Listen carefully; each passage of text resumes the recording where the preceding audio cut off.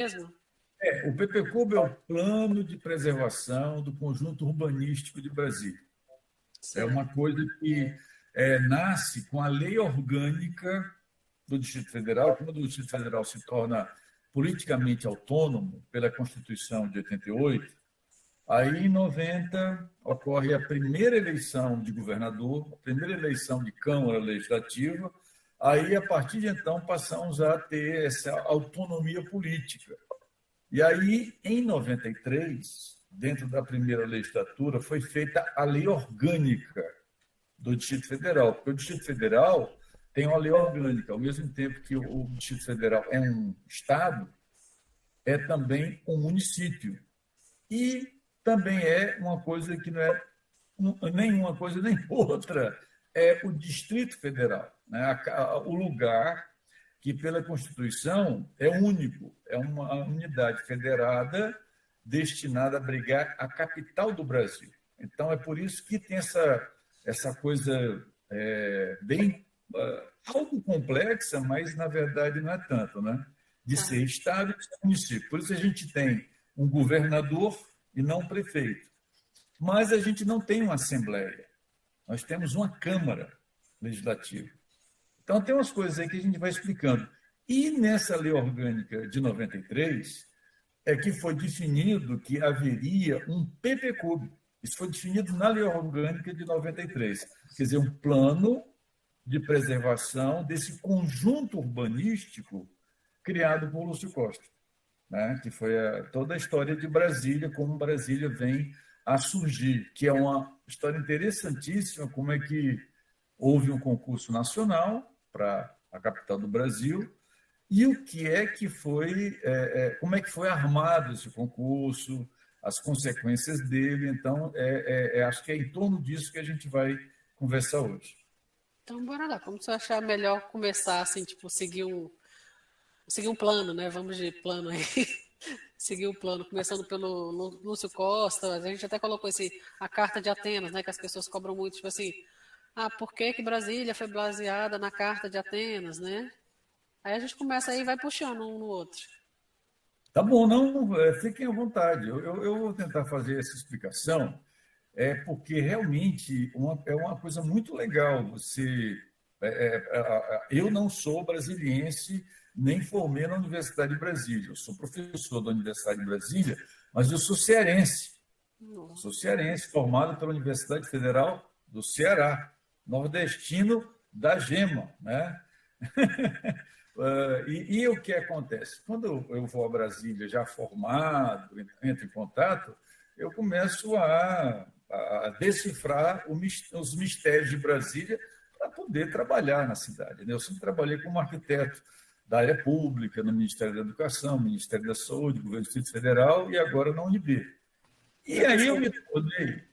Aproveitando, você apresenta, por favor, que a gente não fez uma introdução com a sua professora. Explique aí, deu a sua apresentação também. O seu currículo Lattes aí para a gente. Tem um currículo Lattes aí, se você procurar, é um Eu currículo já Lattes. achei aqui.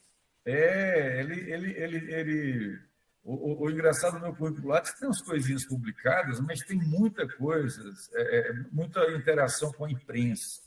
Então, eu realmente interajo pra caramba com a imprensa devido a uma coisa que aconteceu na minha vida inesperada, porque no meio desse meu currículo de arquiteto, trabalhador, né, operário ali do projeto, do planejamento, quando eu fiz o doutorado, há cerca de. Eu comecei o doutorado no final dos anos 90 e foi acabar no final da década de 2010. Eu levei 10 anos fazendo doutorado, mas por uma boa causa, né? O atraso foi todo devido a ser em outra área. Eu sou doutor em psicologia e ambiental e, né, há várias razões para ter entrado nisso.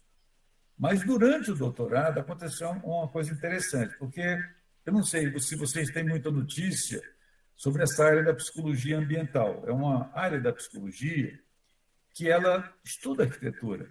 Ou, se eles não sabiam, é verdade que estudam arquitetura, porque é uma psicologia, é um desdobramento da psicologia social que estuda as relações entre as pessoas e o ambiente, né? E é uma coisa que dá uma longa conversa, né? Eu até criei uma disciplina chamada Ciências Comportamentais aplicadas à arquitetura, que é para tentar explicar para os estudantes como é que é essa linda relação que existe entre a psicologia e a arquitetura, né? Que é uma relação interessante e marcada por muitos preconceitos nossos, né? Mas isso é uma outra conversa. A verdade é que, durante o período do doutorado, aconteceu uma coisa engraçadíssima, né? O meu orientador, um alemão chamado Hartmut Gunther, né? Doidão da cabeça, apaixonado por arquitetura, feliz por ter um arquiteto dentro do programa dele, soube do concurso de revitalização de uma grande avenida do plano piloto Lúcio Costa, a W3. E aí não é que o alemão cisma de entrar no concurso, quer dizer, me propôs isso, e nós faríamos uma equipe para entrar no concurso nacional de urbanismo, e eu digo, Gunther, concurso de urbanismo, isso aí é complicado, essa turma do urbanismo é muito competitiva. Você tem, olha, vamos fazer um negócio, meu doutorado não pode ser comprometido, isso no começo do doutorado. No segundo ano, eu sei que, para resumir a história, eu escrevi a equipe, era uma equipe de um arquiteto e urbanista, eu, e mais 12 psicólogos. Aí o que aconteceu? Não, isso não podia dar certo, né? Porque foi um concurso nacional e esse concurso visava arrebentar com uma coisa que eu vou falar já, que é essa história do Lúcio Costa. Esse concurso foi feito em 2002 e foi feito por um governo espertíssimo, safadíssimo, que bolou um concurso nacional justamente para desmoralizar o Lúcio Costa. A ideia do concurso era quebrar os fundamentos da preservação de Brasília, porque o projeto de Lúcio Costa para Brasília é um projeto muito equilibrado e muito ruim para a especulação imobiliária. Quer dizer, Brasília tem gabaritos definidos, áreas definidas em termos de desenho urbano, em termos de jardins, e isso é muito bom para a população, mas é muito ruim para a turma da bagunça, para a turma dos Sinduscom, né? Para as pessoas que não param de modificar a cidade, introduzir muitas coisas que interessam a elas, mas que a cidade ela nem sabe quando está perdendo. Em Brasília, a gente sabe por causa do projeto do Lúcio Costa. Eu sei que, para resumir a história, esse concurso nacional reuniu equipes do Brasil inteiro. São Paulo em peso veio, Rio de Janeiro, Belo Horizonte, Rio Grande do Sul, Brasília, com muitos escritórios também. Das propostas que foram entregues, foram 30, 29 propunham uma revitalização baseada na verticalização. Então, é uma coisa engraçada, eu fiquei chocado com o comportamento dos urbanistas. Os urbanistas do Brasil não sabiam o que é revitalização, não sabiam, e associavam a revitalização ao aumento do volume construído, a uma mudança muito séria na morfologia, na volumetria, na funcionalidade da cidade. E eu, como estava numa equipe com 12 psicólogos, eu agi como um psicólogo, eu não agi como um urbanista. Porque, como urbanista, no uso das minhas funções mentais ordinárias, eu também teria caído no velho conto de fazer uma cidade mágica, volumosa e tal. Na proposta, nós dissemos assim, olha, para revitalizar, não precisa construir. Temos que estudar padrões de uso, a interação com a comunidade, ao empoderamento da comunidade, estudar aquilo que está acontecendo mal para que haja o diagnóstico da devitalização, da deterioração. Resumo da história, foi uma proposta muito mais humana, muito mais a cidade para as pessoas do que todas as demais. Contrastou totalmente com as demais e foi a única proposta que não criou um corredor cultural, criou uma sistemática de apoio e conversação com os comerciantes, criou um sistema de gestão participativa, comunitária, criou várias coisas que ninguém mais criou. Todos os urbanistas trabalharam de uma forma que eu chamei de alopática, ou seja, que nem aqueles médicos que só sabem trabalhar com medicamento, antibiótico, remédio forte. A alopatia, na medicina, significa a luta contra o inimigo, a luta que confronta. E eu comparei a nossa abordagem com a abordagem homeopata. O que é a homeopatia? É a que trabalha com as forças internas, que trabalha com similaridades. Então, mas eu não sabia que eu estava me comportando assim. Eu só entendi que o comportamento dos psicólogos era mais homeopata do que alopata depois que a gente fez esse projeto. Porque quando você trabalha com a comunidade, você começa a entender que você vai ter que trabalhar com forças comunitárias. Então, você se torna muito mais um cientista social, um cientista do comportamento, um amigo da ecologia urbana, e eu descobri que nós, urbanistas, nós somos muito ruins nisso, mas não é pouco, não. É ruim pra caramba no que diz respeito à aplicação de ciências humanas no urbanismo. Então, essa história do urbanismo ser uma aplicadora de ciências desumanas e nós temos uma visão muito superficial da cidade e da comunidade, é uma coisa muito séria, né? Bom, resumindo da ópera, nós ganhamos esse concurso. E ganhar esse concurso significou, em Brasília, me catapultar para um palco público que eu nunca tinha esperado. Então, desde o Ano da Graça de 2002, eu me tornei uma pessoa que a imprensa procura como uma voz alternativa para as coisas do governo. Por quê? Porque eu ganhei esse concurso e o governo nunca levou a sério a minha proposta. Por quê? Porque não era isso que eles queriam. Eles queriam uma proposta normal, um urbanismo ordinário, verticalizador, criador de mercadoria imobiliária e que não tivesse muito papo com comunidade. Não tivesse. A minha proposta era comunitária demais. Houve audiências públicas em torno dessa proposta vencedora que, se vocês tivessem assistido, porque eles na época não filmavam essas coisas, né? Mas vocês ficariam escandalizadas com a briga que aconteceu.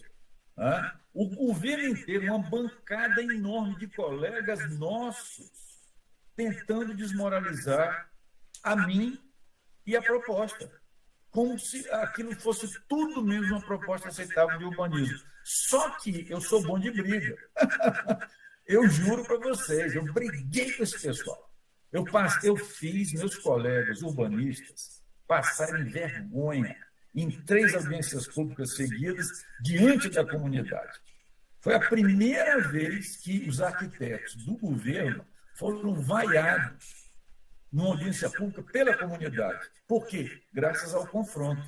Quando eles entenderam que o governo estava se lixando para a comunidade e queria quebrar os fundamentos da preservação de Brasília, que todo mundo queria preservar, olha, compraram briga com Dona Maria, com seu Joaquim, com o homem da banca, com todo mundo.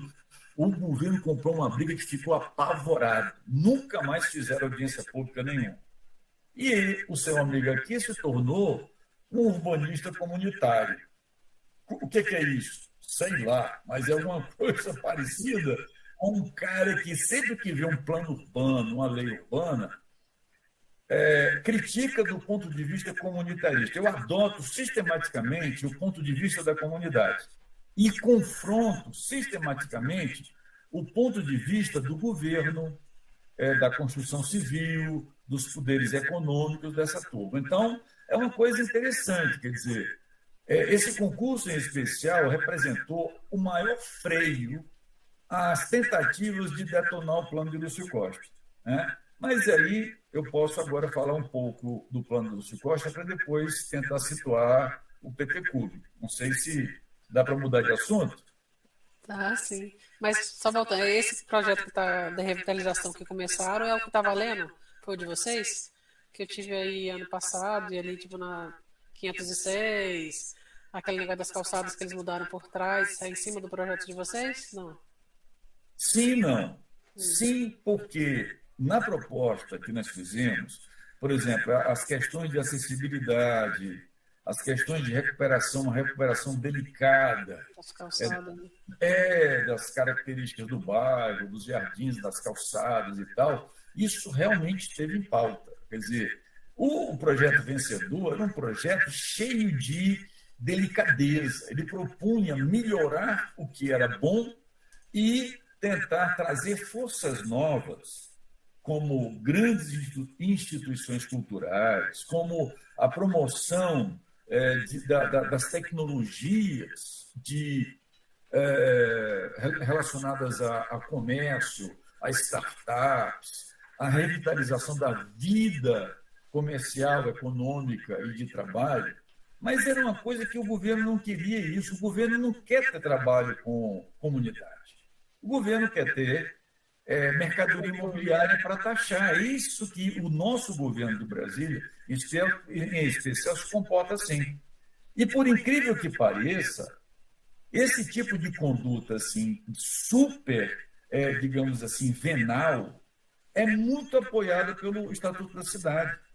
Uma das coisas que eu aprendi no processo é que o Estatuto da Cidade é uma porcaria. Aquilo ali é anti-urbano, aquilo ali é anticomunitário. E todo mundo acha que o Estatuto da Cidade é bom. Não é, não é. É cheio de furos, e é mentiroso, porque prega uma coisa que não cumpre e ninguém quer saber de cumprir, que é a participação comunitária.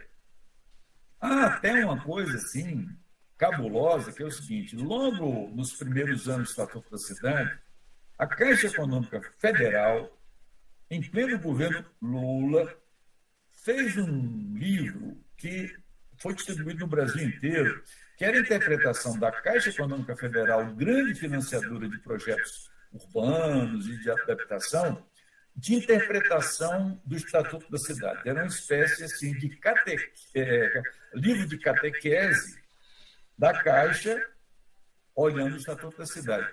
Talvez vocês tenham, porque todo mundo no Brasil recebeu esse livro. Esse livro foi vastamente distribuído, foram centenas de milhares de cópias, deve ter em algum lugar, se não tiver, tem PDF em algum lugar também. Esse livro, quando você chega, ele vai explicando o Estatuto da Cidade, artigo a artigo. Quando chega no artigo que preconiza a participação comunitária, você sabe o que a Caixa diz? Olha, esse negócio de participação comunitária é complicado, viu? Porque pode atrasar processos. Há coisas assim que a gente quer investir, que a gente quer desburocratizar. Participação comunitária é complicada porque burocratiza. Então, nós devemos tentar. Eles escreveram isso, eles queriam amortizar, amenizar, ou, se possível, eliminar esse troço de participação comunitária.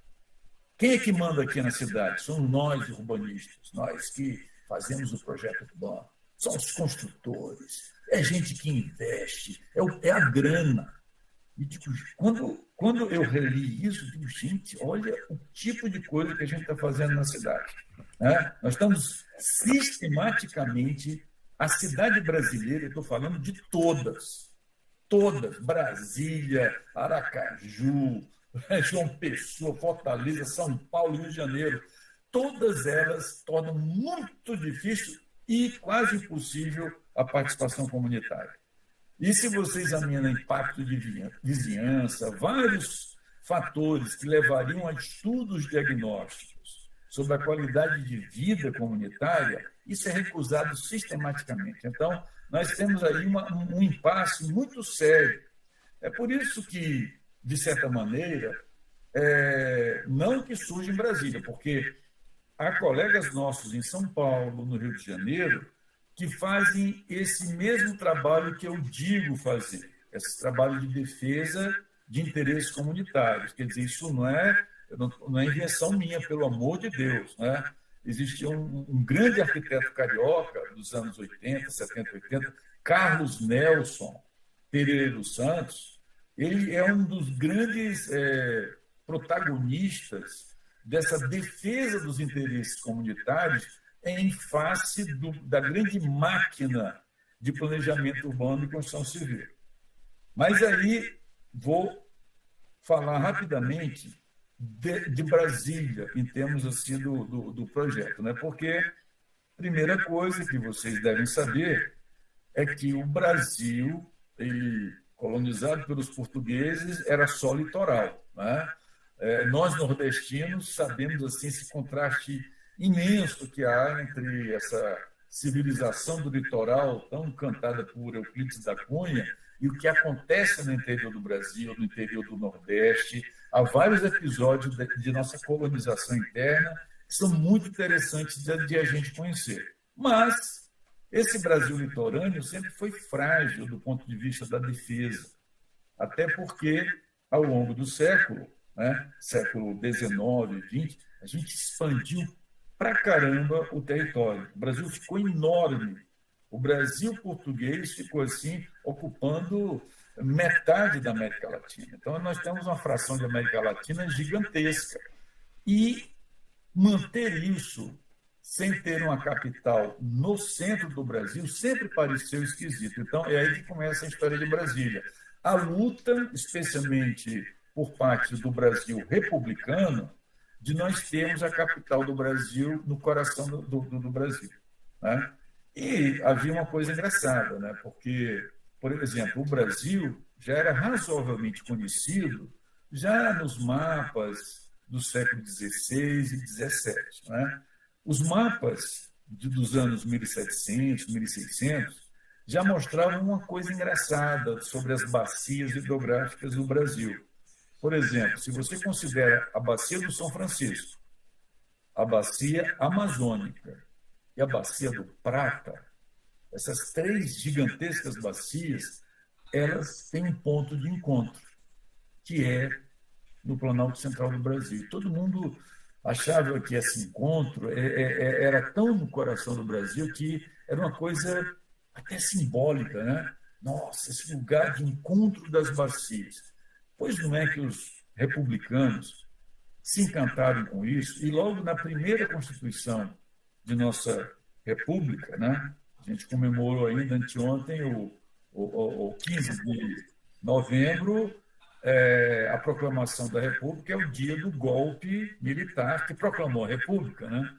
Então, logo depois desse golpe militar que proclamou a República, dado ou sob a liderança do Deodoro da Fonseca, alguns anos, com 2 anos, ou 3 anos, de 91, a primeira Constituição da República, no seu artigo 2º, tem essa coisa da criação de uma capital no interior do Brasil. E eles já sabiam onde é que ia ficar, no Planalto Central. Bom, aí tem uma comissão de estudos. Eu sei que o começo da República ficou sonhando com essa história dessa capital. Aí, quando chega o governo de Vargas, o danado do Getúlio quase faz, porque Getúlio teve o período ditatorial, né, de 30 a 45, 15 anos de ditadura, mas o Vargas, em 1950, é eleito presidente, porque o Brasil tem uma Constituição, a partir a Constituição de 46, e ele vai ser o segundo presidente eleito, depois do Eurico Gaspar Dutra, já no período da nova democracia brasileira. Vargas, eleito, começa a providenciar a transferência da capital. Ele cria uma grande equipe, cria estudos e tal, só que vocês sabem o que aconteceu com Vargas, né? Há uma crise enorme, uma crise moral, civil, legal, militar, envolvendo a própria família dele, envolvendo o próprio Vargas, acusado de corrupção. Eu sei que Vargas se mata, né, no dia 25 de agosto de 1954. A morte de Vargas interrompeu esse esforço. E houve uma turbulência danada. Vocês se lembram quem é o cara que acabou sendo eleito e sucedeu Vargas, depois de 11 meses de paralisia no Brasil com Café Filho à frente. É o mineirinho Juscelino Kubitschek. Ele é eleito presidente do Brasil e ele herdou os planos de Vargas. Ele herdou um monte de coisas que tinham sido preparadas para você ter a nova capital viabilizada no interior do Brasil. E Juscelino, mineiro, havia sido governador de Minas Gerais, viu que a localização da nova capital era super favorável para os mineiros, para os estados interioranos. E Juscelino abre o gás para que aquela realização se consolide. Eu sei que, resumindo a história, a decisão do Juscelino foi tomada desde o começo do governo e ele convida um arquiteto que ele já havia conhecido quando ele era prefeito de Belo Horizonte nos anos 30. Juscelino havia sido prefeito como interventor, ele não foi prefeito eleito de Belo Horizonte. Ele foi nomeado por Valadares, o governador Valadares, que o nomeou porque gostava daquele jovem médico, cheio de liderança, cheio de força e tal. Juscelino, prefeito, tem uma ideia relacionada à Lagoa da Pampulha, que era uma lagoa que era para ter sido feita, não foi feita, era destinada a fazer um papel muito importante no controle da hidrografia de Belo Horizonte, inclusive conter enchentes. Não é que o Juscelino toma a decisão de fazer a Lagoa da Pampulha e de fazer com que a Lagoa da Pampulha se tornasse um ponto turístico de Belo Horizonte. Aí ele convida um jovem arquiteto carioca chamado Oscar Niemeyer, porque o Juscelino era chique, ele queria arquitetura brasileira criativa, ele queria uma coisa nova, que significasse um novo momento. E ouviram falar desse tal de Oscar Niemeyer, que estava lá no começo da carreira, membro da equipe de Lúcio Costa. Oscar chega lá e faz as obras que a gente conhece na Lagoa da Pampulha, né? Bom, resumo da história, quando Juscelino se torna presidente, ele vai providenciar uma outra lagoa. Olha só o que acontece, porque os estudos relacionados à nova capital, eles tinham batido o martelo na área do Planalto Central, numa área muito especial que ninguém tinha sacado ainda. E foi na Comissão Cruz, que foi organizada no começo do século XX, que um geógrafo fantástico, um geógrafo, um francês, que era até o diretor do Jardim Botânico do Rio de Janeiro, Glasgow, ele, ao visitar a área do encontro das Três Bacias, e os membros dessa Comissão Cruz de visitação do Planalto Central tinham decidido até que a capital do Brasil ia ficar no lugar do encontro geográfico das Três Bacias, que era um lugar feio para burro. O lugar do encontro das Três Bacias era um morrote feio, mas feio de dar dó. E o Glasgow, que era geógrafo, mas também era paisagista, disse, cara, vou dar uma volta aqui pela região. Aí, os goianos o levaram para um lugar que disse, olha, tem um lugar muito bonito, que tem um morro e tem uma chapada em frente. E quando ele esteve lá, o lugar onde está Brasília é esse lugar que o Glasgow descobriu. Imagina uma cratera lunar, uma cratera, mas essa cratera, de um dos lados, ela inchou, apareceu assim um morro dentro da cratera.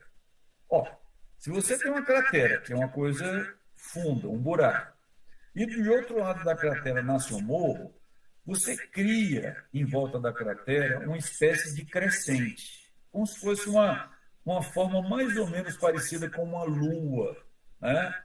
Crescente. E aí os caras disseram, olha, tem esse morro, tem a borda da cratera, e na borda tem uma passagem de pedra, que se a gente fechar, forma um lago facílimo, é só fechar que você vai ter um lago grande pra caramba. Aí o Glasgow, Cacildo, isso é muito lindo, é um lugar muito mais bonito que aquele outro, né? Aí o Brasil correu lá para o Cruz. Olha, tem um lugar aqui que, olha, é melhor. Não é tão distante, fica ali a uns 20 ou 15 quilômetros ao sul, mas é lindo esse lugar. Então, eles ficaram namorando esse lugar. Esse lugar atravessou as décadas e chegou ao Vargas. E quando o JK mandou fazer os estudos para a definição de Brasília, aproveitando 99% do que o Vargas tinha feito, Brasília ficaria exatamente naquele morro, diante aquele buraco em forma de crescente, que é o Lago Paranoá. E aí, o que é que o Juscelino faz? Convida quem para fazer o projeto de Brasília? O Oscar Niemeyer. Ele convidou o Oscar Niemeyer. Ele confiava no Oscar. Aí o Oscar Niemeyer, nessa época, já era outro Oscar. Quer dizer, aquele Oscar dos anos 30 e aquele Oscar do final dos anos 50, muita coisa tinha acontecido na vida do Oscar Niemeyer. E ele, por sinal, era vice-presidente do IAB nacional. Então, ele disse assim para o Juscelino, olha, essa tarefa é complicada. Os arquitetos do Brasil não vão me deixar fazer esse projeto. Quer dizer, eu não vou pegar esse projeto só porque o senhor tem minha confiança. O senhor tem que ter calma, porque nós temos que encontrar um consenso entre os arquitetos, porque senão vai ser uma guerra dos arquitetos. Aí o Juscelino, o que eu faço então, Oscar? Eu conto com você, eu tenho pressa. Vamos fazer um concurso. Aí a turma do Juscelino ficou louca. Esses arquitetos, um bando de enrolados, história de concurso, não estamos tempo para isso. Mas aí o Juscelino, que entendia, tinha muita confiança no Oscar, deixou o Oscar organizar o concurso. Mas, mesmo assim, o mineiro Juscelino chegou para o Oscar e disse assim, Oscar, tudo bem que a gente vai fazer um concurso, eu confio em você. Aí, não, pode contar comigo, presidente, eu vou participar da nova capital. E o Juscelino, mas como? Eu conheço os arquitetos. Se esse concurso for ganho por um cara que não gosta de você, e eu sei que muita gente não gosta de você, Oscar Niemeyer, e vai que um cara que não gosta de você ganha. Você, tá fora, Oscar. Eu conheço os arquitetos. Aí o Oscar Niemeyer, isso aí é que eu deduzo, né? Disse assim, me nomeia presidente da comissão do concurso. Eu vou ser o presidente. E então, Oscar Niemeyer presidiu o concurso de Brasília. O concurso de Brasília contou com o presidente do Clube de Engenharia, contou com o presidente do IAB, né? E contou também com 3 membros estrangeiros, um grego, um francês e um inglês, né? Sendo que era o lado brasileiro, tinha o Oscar, tinha essas 2 figuras do IAB e do Clube de Engenharia, e tinha como voto de Minerva o Israel Pinheiro, que era o presidente da Nova Cap, que era a grande organização do governo para fazer a nova capital fisicamente. Resumindo a história, o mestre de Oscar Niemeyer, Lúcio Costa, foi procurado pelo próprio Oscar. E quando o Lúcio Costa entendeu que o Oscar o estava convidando para entrar no concurso, ele sacou o golpe. Eu não vou fazer isso, não. Eu não vou. Oscar Niemeyer, nós somos amigos, eu não vou entrar nesse concurso. Aí o Oscar ficou chateado, Lúcio, entra. Eu sei que o Lúcio disse não, mas o Lúcio foi mordido pela mosquinha azul. Você sabe o que é que o Lúcio Costa fez? Ele ficou tão angustiado com o convite do Oscar, mas ao mesmo tempo louco para participar.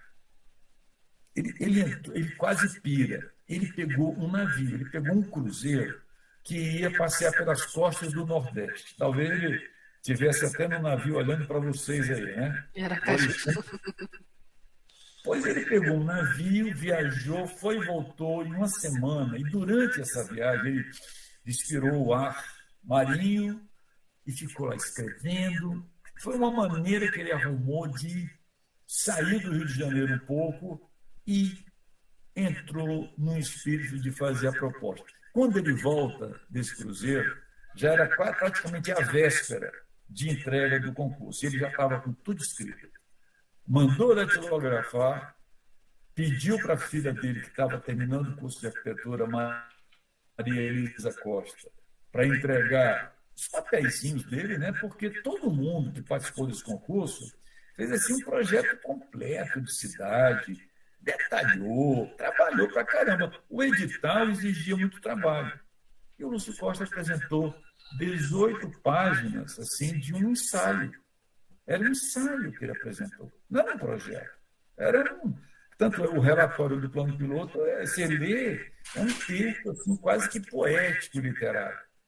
Só que, na última hora, o trabalho dele foi entregue e ganhou por maioria. Ele ganhou com o voto dos estrangeiros. Os 3 estrangeiros votaram na proposta do Lúcio. Claro que o Oscar Niemeyer votou na proposta do Lúcio. O cara do IAB ficou louco, denunciou o concurso, disse que aquilo era patifaria, que o Lúcio Costa não merecia ganhar, que não tinha feito urbanismo. O cara ficou doido, o Antunes, lá do IAB. O cara da engenharia ficou ali, de butuca, né? Porque você é briga de arquiteto. Eu não vou me meter nesse imprensado. Eu vou votar com o Oscar Niemeyer, mas sabe como é que é. E o Israel Pinheiro não precisou nem ser chamado, porque ele só seria chamado caso houvesse empate, e o voto dele seria de Minerva. Resumo da história, Lúcio Costa, com uma proposta, aí sim é interessante ver a proposta. Há um livro belíssimo publicado do Braga, como é que é o nome dele? Já vou lembrar o primeiro nome. Ele historia todas as propostas, descreve todas as propostas que concorreram. Na época, foram entregues, se eu não me engano, 22 propostas. Né? E a do Lúcio Costa, ela realmente era muito bem escrita. Os outros concorrentes não escreviam como o Lúcio Costa. O Lúcio Costa, sim, ele escrevia bem. E ele fez croquis ilustrando o que ele fazia. Parecia, sabe, o Pequeno Príncipe? É horrível dizer isso, né? Mas sabe aqueles desenhinhos assim, bonitinhos, românticos até, que o Saint-Exupéry fez para o Pequeno Príncipe? Tinha aquele jeitão do Lúcio Costa, uns croquis muito bonitinhos, muito simples, uma explicação muito culta, e ninguém conseguia fazer aquilo. Havia proposta, eu, sinceramente, pergunta para mim, vendo as propostas, se eu teria votado no Lúcio Costa. Talvez não. Por quê? Porque havia uma proposta que tirou 5º lugar, eles botaram bem longe, que para mim era a melhor de todas, que era dos irmãos Roberto, né? Do Maurício e do... Meu Deus, Maurício, Roberto e Marcelo. Maurício e Marcelo Roberto, do Rio de Janeiro, onde eles propunham uma Brasília que ela era modulada. Eram módulos em que cada módulo teria 60, 80 mil pessoas, e na medida em que a cidade precisasse crescer, você repetia o módulo. Você podia aprimorar os novos módulos, né? Haveria uma evolução modular. E você seguiria assim, o mesmo padrão de qualidade urbana em cada módulo novo. A proposta de Lúcio Costa era linda, era classuda, mas era um broche. Você sabe o que é um broche? Era um troço feito para aquele lugar e que não dava para ser repetido. Ou seja, uma encrenca se aproximava. Como é que eu ganho um concurso com uma proposta que ela não cresce? Ela não cresce. Então, o Lúcio Costa nunca permitiu que ela crescesse. Eu tenho até um exercício de urbanismo que eu proponho para os estudantes, onde aquela cidade linear do Lúcio Costa, ela poderia se estender no território indo de uma cidade que fica a nordeste de Brasília, já dentro de Goiás, chamada Formosa, e vai a uma cidade que fica a sudoeste de Brasília, dentro de Goiás também, chamada Lusiânia. Seria uma coisa que teria mais ou menos uns 100 e tantos quilômetros de cidade linear. E aí você teria outro braço que iria de Alexânia, que fica no noroeste, até o Naí, que fica no sudeste. Eu chamo de cidade X. Essa cidade X seria uma cidade linear, formando um X que deixaria 95% do território livre. E dentro dessa cidade linear, eu abrigaria até 8 milhões de pessoas. 8 milhões de pessoas, deixando 95% do território totalmente preservado. Mas isso é papo de professor, né? Quer dizer, não era a ideia do Lúcio Costa. O Lúcio Costa não tinha como objetivo fazer uma expansão dessa. Ele queria mesmo o broche dele. Ele queria aquela coisa delicada que ele chamava de avião, libélula, borboleta, lá naquele cantinho. Então, o que é que acontece? O projeto mais delicado, interessante, intelectualmente, sabe, patrimonial, porque Brasília passou a ser reconhecida como patrimônio cultural da humanidade pela elegância desse desenho do Lúcio Costa.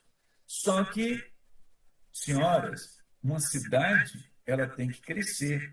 E era parte do edital que a proposta dissesse como é que a cidade cresceria. Adivinha qual foi o único concorrente desse concurso de Brasília que não disse como a cidade cresceria? O próprio Lúcio Costa. Então, Brasília tem esse problema. Ela é um broche, ela é um desenho autocontido, é um desenho modesto, e por ser pequena, aquela Brasília do Lúcio Costa, pequenina, ela tinha boas chances de uma certa sustentabilidade. Aí o que ele faz aí dentro? Aí começa uma coisa que a gente tem que ler o relatório do plano piloto, que é o documento com o qual o Lúcio Costa ganhou o concurso. Como ele descreve as asas, as superquadras, o conceito de edificações suspensas em pilotis, a maneira como ele faz com que o eixo monumental desça ao morro e crie uma perspectiva para o lago. Então, são várias coisas assim que dão a Brasília uma elegância extraordinária. A cidade não é brasileira, mas também não é uma cidade americana, não é uma cidade alemã, não é nada. É uma coisa, é uma grande realização intelectual. Então, ele criou uma paisagem de implantação de uma delicadeza, porque quando você sobrevoa Brasília, você vê a cidade é um parque, é uma cidade verde, é uma cidade que tem uma massa de árvores, você está o tempo todo andando numa área, sabe? Aqui o Central Park é em todo canto, não é uma área reservada, não. A cidade é todo um parque. Então, há muitas coisas em Brasília que são privilégio dessa primeira ocupação, né? Aquela Brasília que o JK inaugurou no dia 21 de abril de 60, ela é basicamente aquela Brasília de Lúcio Costa. O projeto continuou a ser feito, mas, ao mesmo tempo, a Brasília real, porque aí que está uma coisa que tem que ficar clara. Brasília é o plano piloto do Lúcio Costa? Não. Brasília é a capital do Brasil. Brasília é toda a ocupação urbana que houver dentro do Distrito Federal. Então, Taguatinga, que é um bairro, é Brasília.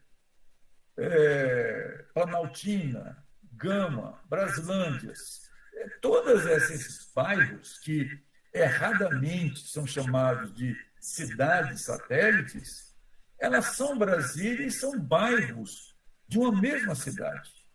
E isso é uma coisa meio complicada na cabeça dos brasileiros, porque o próprio Lúcio Costa falou em cidades satélites.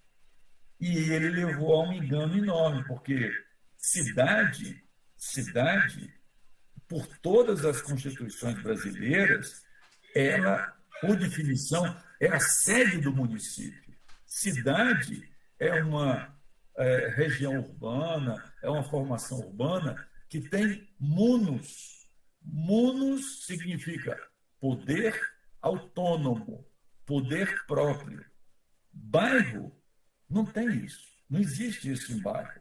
Tanto é que a nossa denominação brasileira de chamar município vem do latim. Município é aquela fração do território que tem munus. O município tem executivo, tem legislativo, tem judiciário. O município tem autogoverno. E todo município só tem uma cidade. Só uma. Não existe município no Brasil que tenha duas cidades. Se tiver duas formações urbanas, lamento dizer, mas aquelas duas são uma cidade só. E é o que acontece no Distrito Federal. Só temos uma cidade, que é uma cidade feita de bairros muito mal articulados.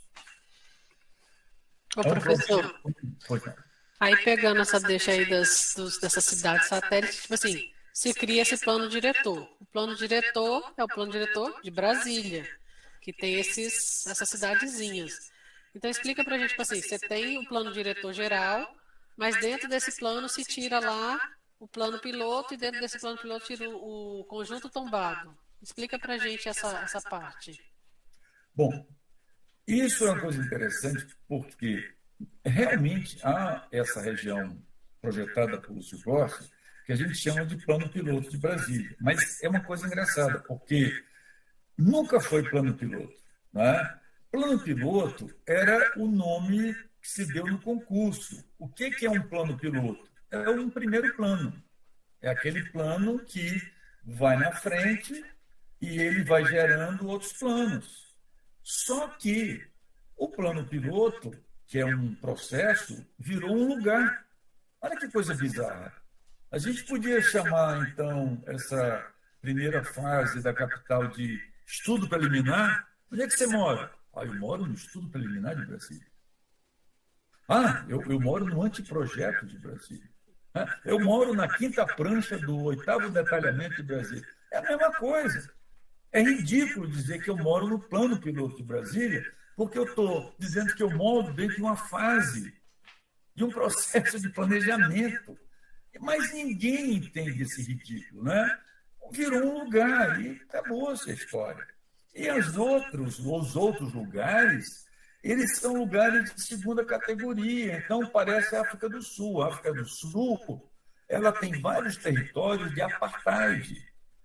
Territórios em que, é uma outra história, mas ao longo do que aconteceu na África do Sul, para eles gerenciarem a África do Sul branca, primeiro ocupada por holandeses, depois ocupada por ingleses, e depois tornada uma zona comum europeia e branca, e integrar os negros, houve muita luta contra a integração dos negros. A África do Sul criou dentro do seu território países dentro do país. Para quê? Para botar os negros lá dentro. Eles criaram paizinhos, onde dentro desses países artificiais, eles jogavam os negros dentro e diziam assim, olha, vocês são moradores desse novo país que a gente criou para vocês. Não saiam daí. Na verdade, a África do Sul criou vários campos de concentração que determinou com fronteiras internacionais. Eu comparo isso porque em Brasília aconteceu uma coisa meio louca, parecida. Os novos bairros cresceram sem o status que foi atribuído a esse tal de plano piloto, sem o padrão urbano da cidade-parque. Então, quando você olha Brasília pelo Google Earth, você vê uma cidade que parece o Morro do Alemão. Há várias áreas de Brasília que são favela pura. Por quê? Porque não são o aristocrático plano piloto, o patrimonializado plano piloto. Então, nós temos aqui um apartheid urbano chocante. Agora, Como é que isso se resolve em termos de urbanismo? Pela lei orgânica, que eu já citei, de 93, nós não temos um plano diretor urbano, nós temos um PDOT. O que é? Plano de Desenvolvimento e Ordenamento Territorial. Plano Diretor de Ordenamento Territorial, desculpe. Plano Diretor, PDOT. O que é isso? Porque esse plano diz respeito a todo o território do Distrito Federal. Como nós somos um município só e um município que também é um estado só, esse plano não é o plano diretor urbano tipicamente municipal. Aí, tanto a Constituição Federal quanto o Estatuto da Cidade falam que o plano diretor urbano é municipal.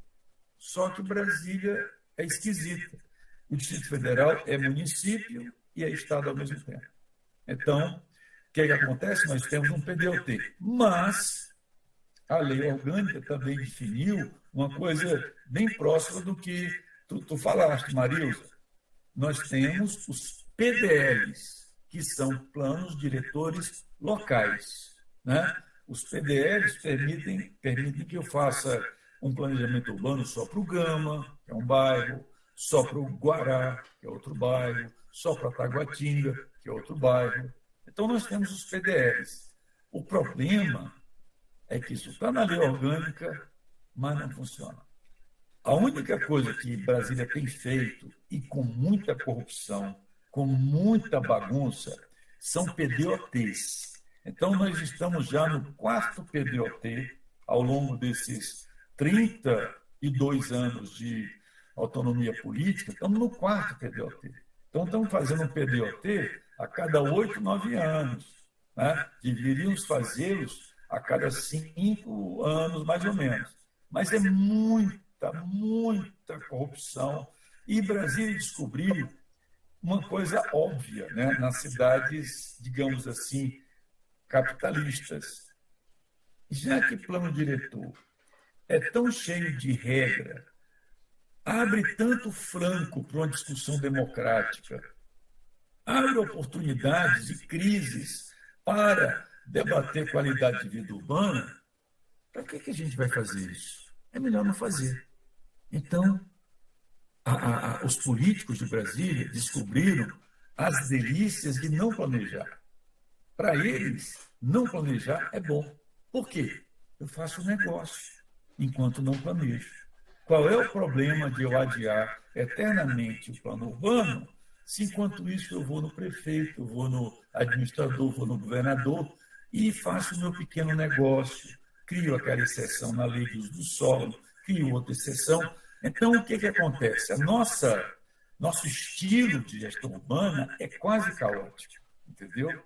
Então, você tem uma coisa colocada na lei orgânica e outra na prática política. E ainda, para piorar tudo, você tem essa história que aconteceu no final dos anos 80. Né? Um governador, o último governador, aliás, penúltimo, governador biônico, que se chamava José Aparecido de Oliveira, uma figura. Eu podia ficar falando acerca dele, vocês iam morrer de rir do maluco. Né? Só para você ter uma ideia, esse cara tinha sido chefe de gabinete do Jânio Quadros. Acho que vocês sabem quem foi Jânio Quadros, né? Um presidente absurdo que o Brasil teve e o grande, digamos assim, grande causa do caos que aconteceu no começo dos anos 60, que levou à ditadura militar. Mas eu não vou nem falar disso. Eu sei que esse sujeito acabou sendo convidado pelo José Sarney para ser governador biônico de Brasília no ano da graça de 85. Né? Na verdade, o convite tinha sido feito pelo Tancredo e foi corroborado pelo Sarney, e ele foi presidente até 88. Né? É em 88 que ele criou tanta confusão na cidade que ele praticamente foi expulso da cidade.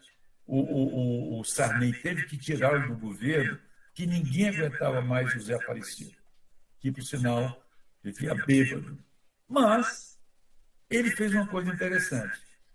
Você acredita que esse cara, esse bêbado, esse maluco José Aparecido, ele teve uma ideia radical para preservar Brasília. Ele via, no ano da graça de 85, 86, 87, muitas ameaças em torno do plano piloto.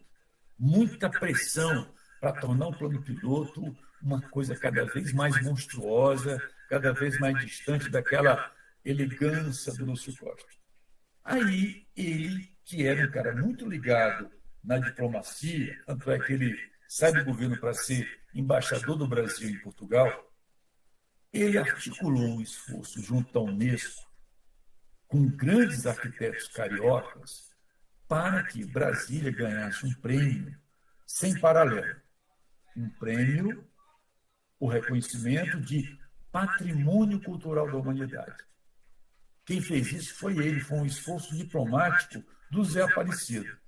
O que ele queria com aquilo? Ele queria tornar Brasília um objeto especial no Brasil e no mundo, e por ser um objeto especial, ter essa grande comenda de patrimônio cultural da humanidade, ninguém teria mais coragem de tocar naquela cidade belíssima concebida por Lúcio Costa.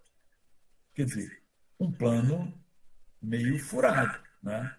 Porque ele, em 87, conseguiu, em 87, a Unesco concedeu a Brasília esse título, só que, como o Zé Aparecido era muito bom em diplomacia e era um zero em gestão urbana, ele esqueceu de fazer qualquer planejamento que levasse à preservação desse título. Aí o que acontece? A bagunça se instaura. Quando, em 93, 6 anos depois da concessão do título, os primeiros deputados distritais eleitos fazem a lei orgânica e criam o tal do PPCUB, o Plano de Preservação, a bagunça já estava instaurada, porque ninguém queria o PPCUB, né? E o que é que acontece? Desde 93 até hoje, Brasília não tem nenhum plano de preservação. Por quê? Volta para aquilo que eu acabei de falar. É muito melhor não ter plano do que ter plano. Não ter plano para o capitalismo selvagem implica em total flexibilização. Não há ninguém que me segure. Por quê? Porque não tem plano, cara. E o governo acha bom não ter plano. Por quê? Porque cada momento de renovação do plano é como se fosse um momento de crítica do que o governo andou fazendo, de diagnóstico do que acabou acontecendo na cidade. Esse diagnóstico não é só governamental, também implica em diagnóstico dos negócios urbanos, do que a construção civil tem implementado, das diferenças sociais, da qualidade de vida urbana, de um monte de dimensões fundamentais para o urbanismo. Então, é por isso que o planejamento, não só no caso urbano, não só no caso de Brasília, mas nacionalmente é um problema para o Brasil. O Brasil, os políticos do Brasil, veem no planejamento urbano uma chatice, uma coisa perigosa. Eles preferem um Brasil que não se planeje, porque um Brasil que não se planeja está aberto para 1000 pequenos negócios. E é isso que esse pessoal sabe fazer. É negocinho, uma coisa totalmente ad libidum, como se diz, né? À vontade, do jeito que eu queira, e tornando opaco o processo. Você não tem mais um processo. Você tem tantos episódios que você não sabe nem se comparar com a Netflix, em que temporada você está. Né? Não é tem até esse lance dos descumprimentos, né? Que é tipo assim, como é que você aplica esses descumprimentos da lei do PEDOT, ou do plano diretor em si? Por exemplo, eu tinha colocado exemplos quando eu morei em Brasília, que eu morava em Brasília, na época do Paulo Otávio, liberaram ali no setor de Clubes Norte para se fazer aqueles condomínios, né? O Life, Aí, de repente, assim, o setor de clubes parou de ser, tipo assim, não é mais um setor de clubes. Você não pode fazer festa ali porque está afetando os moradores daquela região. Só que ali era um setor de clubes. Quem chegou por último foram os moradores. Aí, como que se aplica isso? Tipo assim, como é que você vai pôr a lei para aplicar o descumprimento? Não, aquilo ali não era uma área propícia para isso. Aí chega um momento em que, quando você tem planejamento, arrisca você ter coerência, né? O que é que o processo de planejamento acaba gerando? Gerando um ambiente de racionalidade. Então, comparando muito mal, é como a nossa vida em termos de ética, em termos de moralidade. Se você é uma pessoa que realmente está disposta a viver por princípios, é muito provável que você consiga explicar tudo o que você está fazendo aos 20, aos 30, aos 40, aos 50, por toda a sua vida. A sua vida é transparente e é ética. Simples assim. Agora, quando você é turbulento e muda de ideia, de partido, de ponto de vista, e não tem o menor problema e escrúpulo quanto a se contradizer, a cidade também faz isso. Então, a gente tem acumulado muitas contradições. O grande problema da contradição, da mentira, do jogo duplo, da autossabotagem, é que isso começa a ter um preço muito caro. Né? Chega um momento em que você perde a moral. Então, o que acontece aqui em Brasília? O governo está desmoralizado. O atual governo libanês, ele acaba atuando aonde ele pode abrir negócio novo. Ele não quer mais consertar o que está errado, e ele diz assim, olha, vocês que estão vivendo em contradição, né, estão com habitações na beira do lago, e que tem esse problema, saiam resolvendo isso, tentem minorar os efeitos negativos que acabaram sendo gerados, por quê? Oh, meu Deus, pela dinâmica urbana. Então, a culpa das coisas contraditórias nesse tipo de cidade caótica cai nas costas de quem? Da população. Então, na verdade, hoje nós estamos num processo bem turbulento, em que as contradições acumuladas não têm solução, você vai ter que se acomodar aos problemas, né? É como aquela dor de dente que se incorporou à sua vida e você vai estar com dor de dente por toda a sua vida, porque procurar um dentista implica em pagar aquela outra consulta que você não quer pagar e aquela bagunça. Então, nós estamos com uma coisa muito bagunçada. Eu vou agora, no sábado, para uma audiência pública do PPCUB. O atual governo quer fazer um PPCUB que, na verdade, faz duas coisas importantes. Primeiro, normaliza toda a bagunça passada. Toda. Esse PPCUB não tem diagnóstico. E o que ele é? Ele é uma LUOS. Na verdade, não é um plano de preservação, é uma lei de uso do solo. Então, eles estão pegando aquilo que seria o plano de preservação do patrimônio cultural da humanidade e estão transformando num plano de desenvolvimento imobiliário. E não preservam nada. Eles já estão assumindo publicamente o processo de desmonte do próprio patrimônio cultural da humanidade. Então, é uma coisa horrível que está acontecendo. Quer dizer, mas isso é Brasil. O que acontece com o nosso país? Nós não seguimos mais uma linha coerente em termos de legislação, de projeto nacional. A gente está aceitando vários projetos erráticos que se destroem ao mesmo tempo. A gente está aceitando o desmatamento da Amazônia, a queima de bacias hidrográficas, o fim do cerrado, o desastre ambiental, ao mesmo tempo que nós temos uma população nas grandes cidades que não está sendo objeto de políticas públicas de desenvolvimento humano, e nós estamos nos arrastando ao longo do século XXI dessa maneira miserável.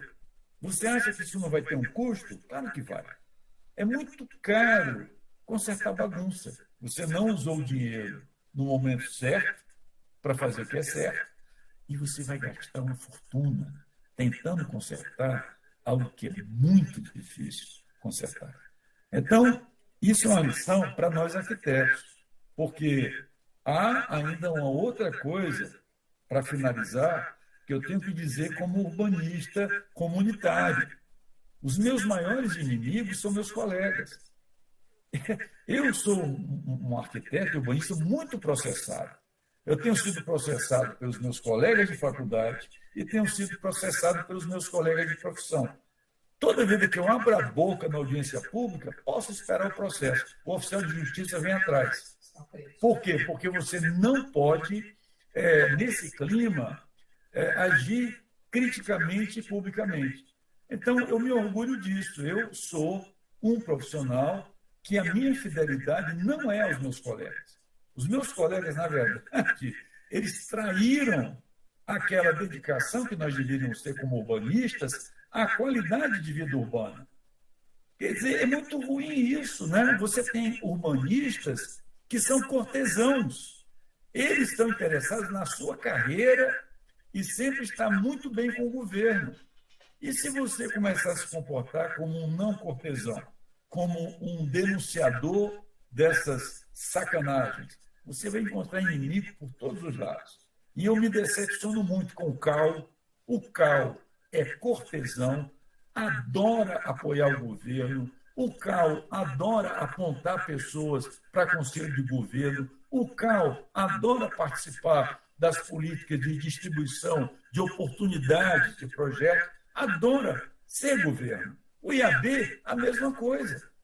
Né? É horrível o que está acontecendo hoje com a profissão de arquiteto. Isso não é só em Brasília. Eu percebo um padrão ruim de cortesanato dos urbanistas no Rio de Janeiro, em Belo Horizonte, em Porto Alegre. Cadê a voz dos arquitetos nas audiências públicas, quebrando o pau, criticando o governo, dizendo aquilo que deveria ser dito quando chega em Minha Casa Minha Vida, horroroso, sem qualificação, sem concurso, sem qualidade ambiental.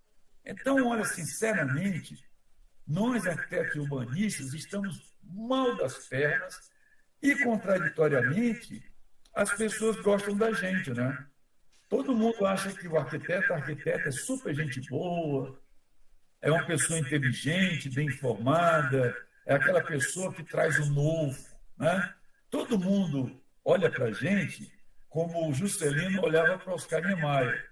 Putz, esse cara é muito legal, é um gênio, é o cara dos projetos, do mundo novo. O arquiteto é um portal para o novo mundo. Só que não.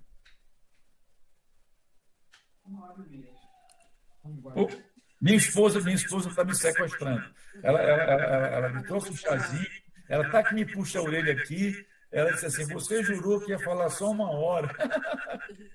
Não, a gente queria agradecer, professor, que foi bem esclarecedor e a gente, vai passar isso para os alunos. Assim, é bom a gente ter a visão do que não é passado na sala de aula, né? Porque a gente manda a gente seguir.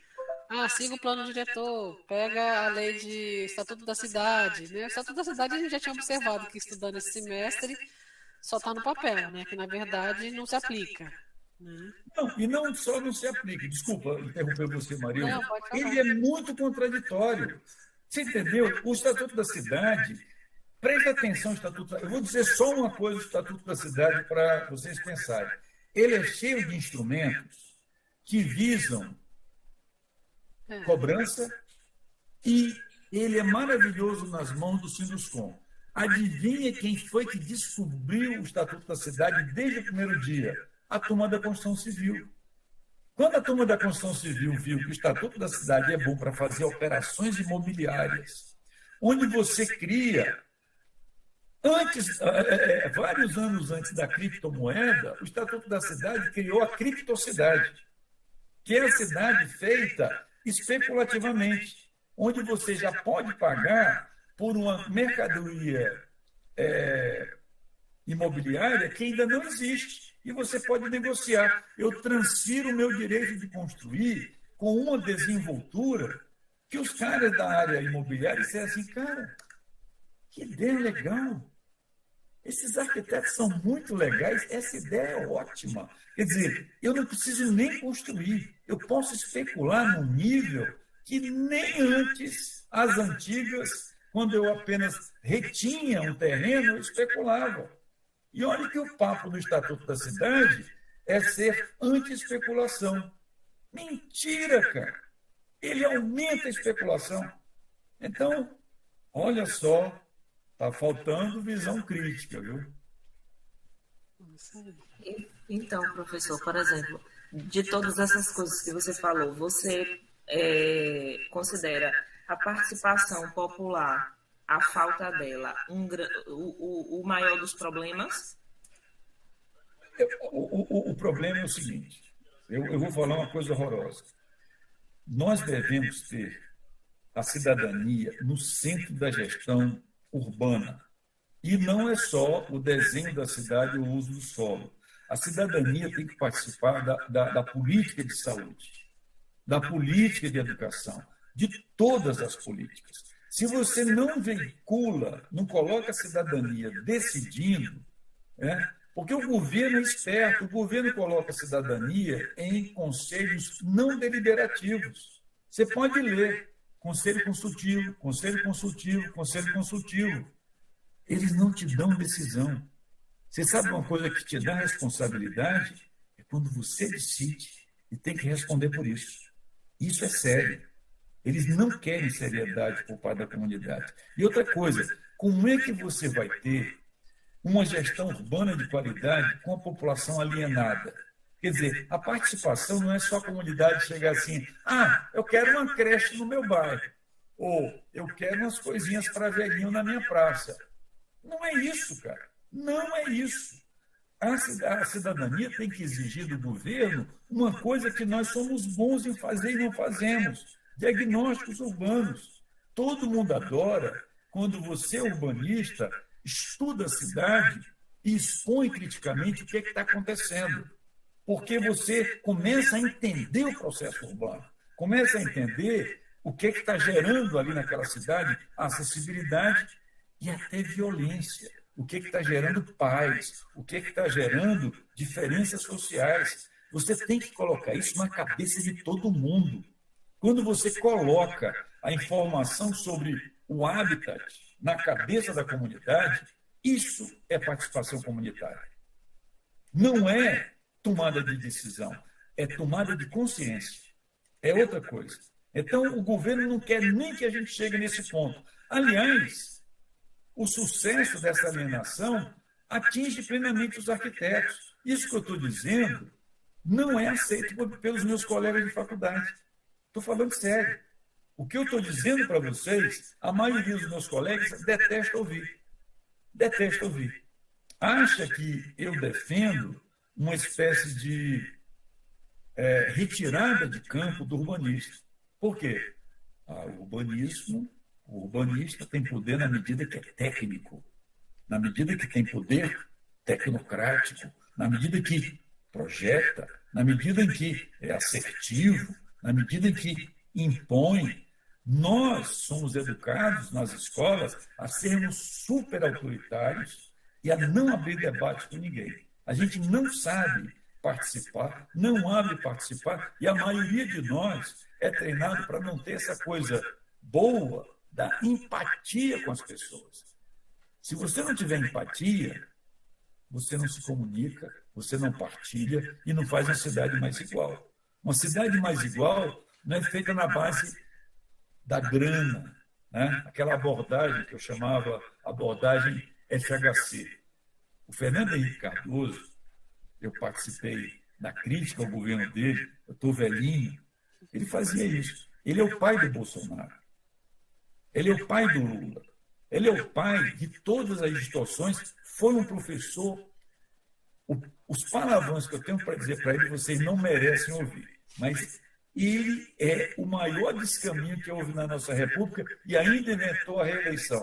Pois esse cara, a abordagem dele é o seguinte: tem um problema? Joga dinheiro. Outro problema? Joga dinheiro. Um problema aqui? Joga dinheiro.